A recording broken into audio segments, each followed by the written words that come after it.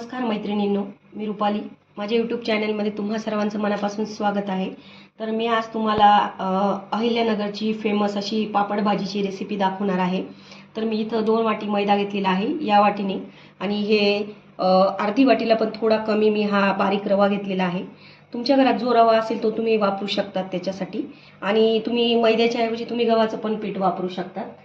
पण मी प्रॉपर तुम्हाला जशी बाहेर भेटते ना त्याप्रमाणेच तुम्हाला ही रेसिपी दाखवत आहे, त्यामुळे मी मैद्याचाच वापर केलेला आहे. आणि मी इथे 1 चमचा मी ओवा घेतलेला आहे, आणि या अशा थोड्याशा हातावर रगडून घ्यायच्या आहे आपल्याला, म्हणजे थोड्याशा क्रश होऊन जातात. त्या टाकून घ्यायच्या आहे यामध्ये, आणि चवीनुसार मीठ टाकून घ्यायचं आहे. आणि मिठाचा वापर आपल्याला थोडा कमीच करायचा आहे. हे व्यवस्थित मिक्स करून घ्यायचं आहे थोडंसं. आणि आपल्याला 1 ते 1.5 चमचा कडकडीत तेल उकळून घ्यायचं आहे आणि यामध्ये ॲड करायचं आहे.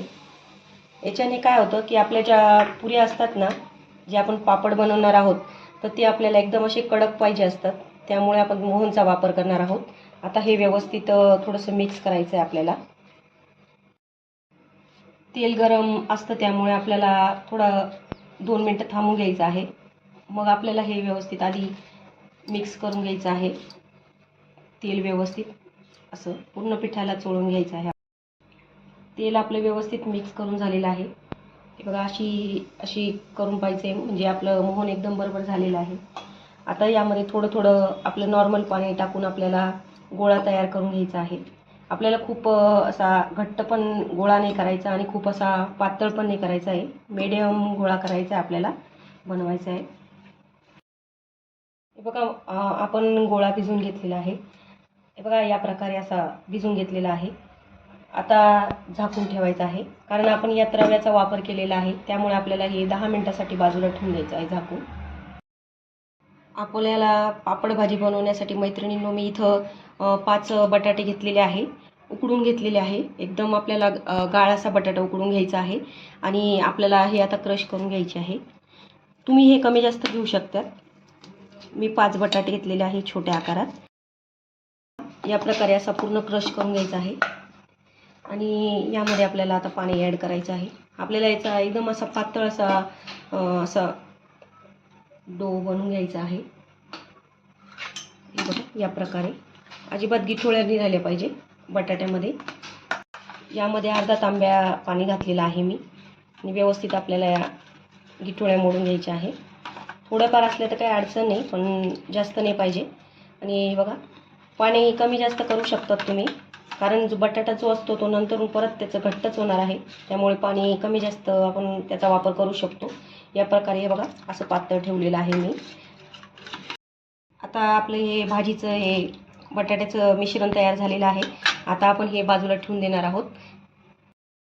आपल्याला पापड भाजीसाठी आपल्याला ठेचा बनवून घ्यायचा आहे, त्यामुळे मी इथं गॅसवर कढाई ठेवलेली आहे. त्यामध्ये अगदी थोडंसं तेल टाकलेलं आहे, आणि ह्या 7 ते 8 हिरव्या मिरच्या टाकलेल्या आहे, 7 ते 8 पाकळ्या लसणाच्या टाकलेल्या आहे, आणि थोडीशी कोथिंबीर टाकलेली आहे.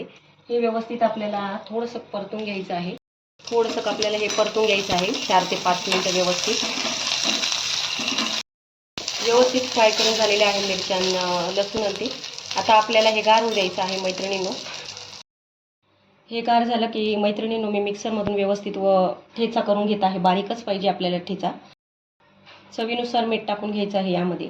तुम्ही खलबत्त्यात पण कुटून घेऊ शकता, पण आपल्याला बारीक पाहिजे ठेचा, त्यामुळे मी मिक्सरमधून वाटून घेत आहे. हे बघा, आपला ठेचा तयार झालेला आहे. आता मी काढून घेते कशात तरी. आता भाजी बनवण्यासाठी मी इथं गॅसवर कढाई ठेवून घेतलेली आहे. यामध्ये मी 1 ते 1.5 पळी मी तेल ओतून घेत आहे. जिरं मोहरी टाकायचं आहे अर्धा चमचा. हा चमचा मोठा आहे, त्यामुळे मी अर्धाच चमचा वापरलेला आहे. व्यवस्थित त्याला तडतडू द्यायचं आहे. जिरं मोहरी छान झालं की आपल्याला 1 चमचा ठेचा टाकायचा आहे. जो आपण आता ठेचा बनवला आहे ना, तोच ठेचा आपल्याला वापरायचा आहे. याचं प्रमाण तुम्ही कमी जास्त करू शकता. व्यवस्थित फ्राय करून घ्यायचं आहे 3 ते 4 मिनिटं. अर्धा चमचा मी तर हळदीचा वापर करत आहे. हळद टाकून पण व्यवस्थित मिक्स करून घ्यायचं आहे आपल्याला. आता आपण हे जे बटाट्याचं मिश्रण केलेलं होतं ते यामध्ये ॲड करून घ्यायचं आहे व्यवस्थित. चवीनुसार मीठ टाकायचं आहे आपल्याला यामध्ये. छान उकळू द्यायची आपल्याला बारीक गॅसवर. 10 ते 15 मिनटं व्यवस्थित मिनटं झालेले आहे आपल्या गोळ्याला. हे बघा छान फुगून गेलेलं आहे. आता आपण पापड करायला घेऊया. मी पोळपाटला थोडंसं तेल लावून घेतलेलं आहे. व्यवस्थित आपल्याला हे असं मळून घ्यायचं आहे. कणिक छान मळून झालेली आहे. आता हे बघा या प्रकारे मी असे गोळे तोडून घेत आहे. तुम्हाला वाटेल तुम्ही त्या आकारात तुम्ही छोटे मोठे तुम्ही बनवू शकतात. मी थोडे मोठ्या आकारातच पापड बनवणार आहे, त्यामुळे मी मोठे मोठेच गोळे घेतलेले आहे. बनवून झालेले आहे. आता खालून तेल लावून आता आपल्याला एकदम अशी पातळ अशी आपल्याला पोळी लाटून घ्यायची आहे. आपल्या भाजीला 10 मिनिटं झालेले आहे. छान उकळून गेलेली आहे आणि घट्टपणा पण आलेला आहे. बघू शकतात मी छान गॅस बंद करत आहे. आपली पुरी छान लाटून झालेली आहे. आता या काटेरी चमच्याच्या साहाय्याने आपल्याला असे सगळीकडून छिद्रे छिद्रे पाडून घ्यायचे आहे. काटेरी चमच्याच्या साहाय्याने आपण हे सगळे छिद्रे पाडून घेतलेले आहेत. तळण्यासाठी मी इथं तेल ठेवून घेतलेलं आहे. तेल आपल्याला आधी कडक करून घ्यायचं आहे, मग मीडियम फ्लेम करून घ्यायचं आहे आणि मग आपल्याला तळायचं आहे. आपलं तेल तापलेलं आहे छान. आता मी ही पुरी टाकलेली आहे त्यामध्ये. पापड आपल्याला मीडियम फ्लेमवरच तळायचा आहे, म्हणजे एकदम मस्तपैकी कडक असा होतो आणि फुगायला नको आहे, त्यामुळे आपण छिद्रे पाडून घेतले होते. याला थोडा वेळ लागतो पण व्यवस्थित पुरी तळल्या जाते मीडियम फ्लेमवर. हे बघा एका बाजूने छान आपल्याला पापड गोल्डन झालेला आहे. बघू शकता तुम्ही किती छान झालेला आहे. आता दुसऱ्या बाजूने व्यवस्थित गोल्डन होऊ द्यायचं आहे आपल्याला. छान गोल्डन तळला गेलेला आहे आपला पापड. आता मी हा काढून घेते आणि सर्व पापड बनवून घेते.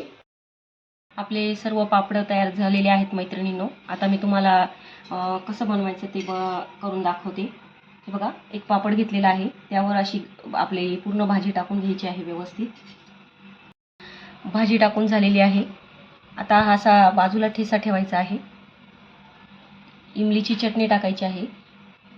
इमलीची चटणी गोड आपण गूळ आणि आपली जी इमली असते ना चिंच, ती आपल्याला भिजत टाकायची आहे अर्धा तास आणि नंतर ती काढून तिचं त्याच्यात गूळ टाकून आपल्याला मिक्सरमधून फिरून घ्यायची आहे. तर ती चटणी केलेली आहे इमलीची आणि वरून व्यवस्थित कोथिंबीर टाकायची आहे आणि आपली अहिल्यानगर फेमस आपली पापड भाजी तयार झालेली आहे मैत्रिणींनो. बघू शकतात तुम्ही. तर परफेक्ट अशी पापड भाजीची रेसिपी नक्की ट्राय करून बघा मैत्रिणींनो माझ्या पद्धतीने. माझे व्हिडिओ आवडत असेल तर माझ्या चॅनलला सबस्क्राईब करा, लाईक्स करा, कमेंट करा आणि मला सपोर्ट करा. धन्यवाद.